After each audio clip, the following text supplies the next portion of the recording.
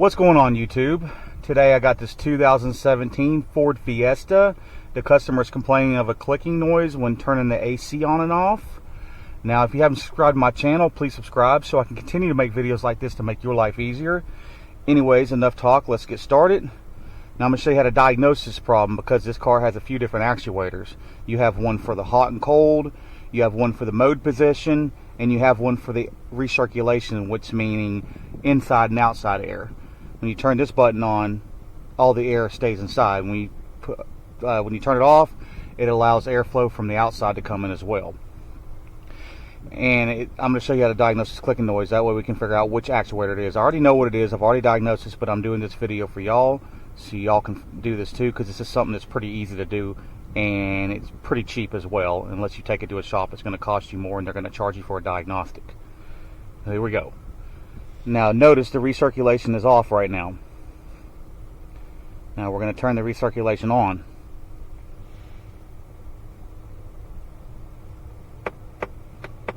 Hear that clicking? Off, goes away, on,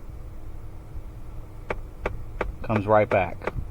So I know it's the recirculation actuator, meaning motor, little servo that opens and closes the door. Really common on Fords. It's common on a lot of vehicles, but Ford seem to be more notorious for it. I guess maybe these actuators they're using are probably made in China. No offense. The car's only got 49,000 miles on it. It's only a few years old, and it's already got a bad actuator. They're lucky because this is an easy one to get to, because some of these actuators sit behind the dashboard and you have to pull the whole dash out to replace them. That's when it gets expensive. I'm going to show you how to go ahead and replace this. Now, if that's how you diagnose these actuators.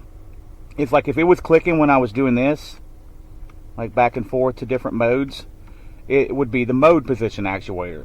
If it was clicking when I was going from hot to cold, well, notice when you go from hot to cold, depending on what mode you're on, if you turn it off max AC, you turn on max AC, it stays on recirculation. So turn it to just face only. You notice when I go from hot to cold, it's not clicking. If it was clicking when I was going from hot to cold, then it would be the hot to cold position actuator. But we know it's the mode position actuator because when I press that button, it starts clicking. Now the reason why I was clicking on max AC when I was going from hot to cold is because it won't let you turn recirculation off even when you're on your hot position, because it keeps all the inside air on the inside. So enough talk. I just want y'all to understand how to diagnose this so you don't replace the wrong part. So we're going to go ahead and turn this vehicle off. And let's get under this dashboard, fellas. Now I'm going to have to go to the passenger side.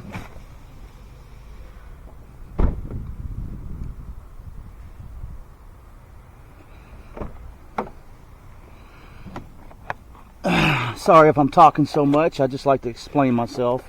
That way y'all know clear cut what to do and get it right the first time. Because I don't like to fix cars twice unless it's a defective part, and that happens too. So we're going to open the glove box. You're going to notice these little tabs right here. Just push in with your two fingers, your pointer fingers. Pull down on the box. Now pull out. You take the glove box completely out of your way. They click in right here. Most of your glove boxes on these newer cars you can do that with. And I don't know what this little tag is all about, but we're going to go ahead and get that on my way too, because it's kind of annoying. It's just warning you about the airbags. And we're going to grab our socket, which is going to be a T20. Let's go ahead and unplug this bad boy. You're going to pull out in this red tab. You can do this with your fingers. Pull out and press in on the black tab behind it. Just take that all the way out, because sometimes even when you pull out on it, it still doesn't release. This little tab right here, you press in like that after you take the locking tab out of the way. Now I'm pretty sure this actuator only got two bolts on it, I think. T20. Let me get y'all some light. The T20 right there. The T20 right there. I'm trying to stick this light in the position where you can see me working, but it's kind of a tight area back in here. See if we can wedge it.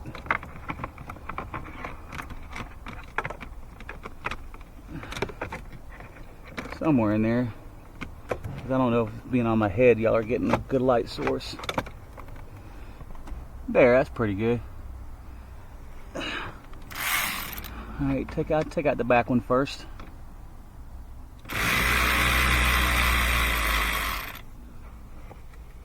Don't drop it because it will get stuck down in there on that bottom cover that I don't feel like taking off.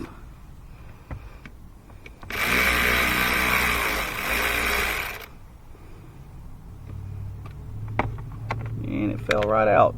Lo and behold. Make sure you match up your actuators, because a lot of these actuators can look pretty similar but not be right. Look at your connector. It's got 2 pins in there. 2 pins on this one.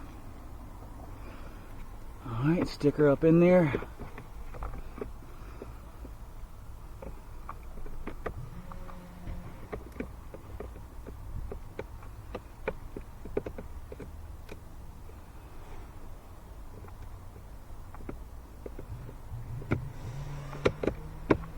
There you go.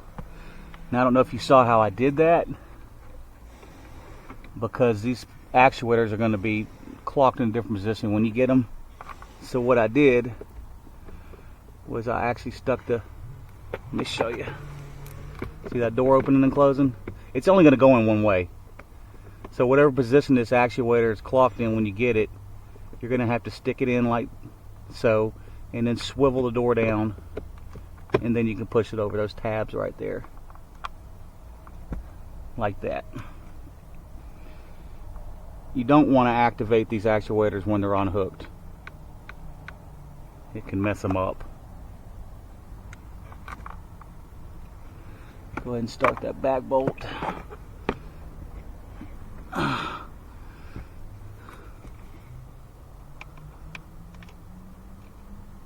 Without dropping it, preferably. I don't like looking for bolts. Alright, once you get them started, if you feel comfortable, if you have an electric ratchet, you can run them down.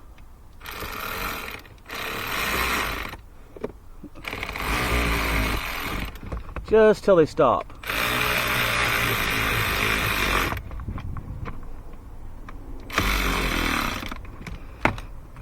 Because they're self-tappers and they will break if you go too tight.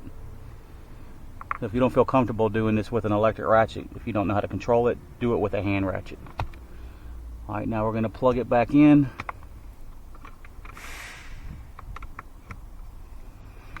And before I put that locking tab back in and put the glove box back in, I like to test things. Because if I have to replace it twice, I've already got half the way tore apart.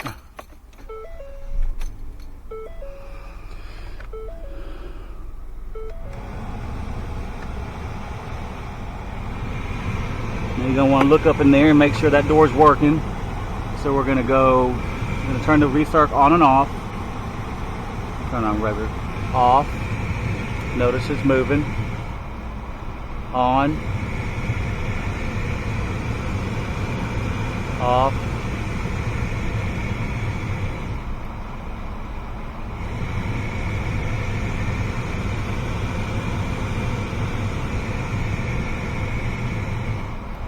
No more clicking. Alright, go ahead and put your little locking tab back in. Like that.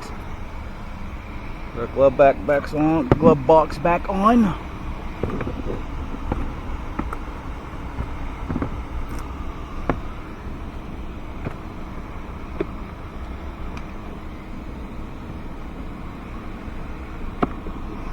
You might have to stick your head under here to be able to see where the tabs are. Let me move the seat back. And didn't go back very much. This is a Fiesta. Let me get that light for y'all. Sorry, my camera fell off. I want y'all to try to see what I'm doing here. If you can notice. Okay, once you get on those tabs, just push the glove box until it clicks in. Alright, and close it. Just like that. Get my hat head. And put a little sign back in here. Like that.